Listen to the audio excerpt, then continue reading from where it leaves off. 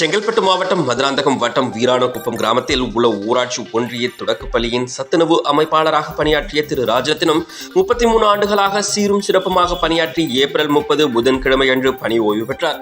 பணி நிறைவு உபசரிப்பு விழா மதுராந்தகம் வட்டார வளர்ச்சி அலுவலக வளாகத்தில் நடைபெற்றது. வட்டார வளர்ச்சி அலுவலர் பாரதி தலைமையில் நடைபெற்ற நிகழ்ச்சியில் சிறப்பு விருந்தினராக மதுராந்தகம் ஒன்றிய செயலாளர் பொன் சிவகுமார் மற்றும் மதுராந்தகம் ஒன்றிய பெருந்தலைவர் கீதா கார்த்திகேயன், துணை வட்டார வளர்ச்சி அலுவலர் சத்துணவு பிரிவு உமாபதி, சத்துணவு சங்க நிர்வாகிகள், பள்ளி பொறுப்பு தலைமை ஆசிரியர் குரு, ஊராட்சி மன்ற தலைவர், வார்டு உறுப்பினர்கள் மகேந்திரன், சுரேஷ், பழனி, சத்துணவு அமைப்பாளர்கள் மற்றும் சத்துணவு சங்க ஊழியர்கள் சார்பாக திரு ராஜரத்னம் அவர்களுக்கு சந்தனமாலை மரியாதை செய்தும் மனமார்ந்த நன்றியையும் பாராட்டுகளையும் தெரிவித்துக் கொண்டனர்.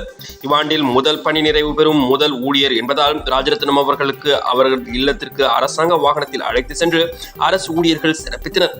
ANTV நியூஸ் செய்திகளுக்காக செங்கல்பட்டிலிருந்து நமது செய்தியாளர் திரு கபீர்.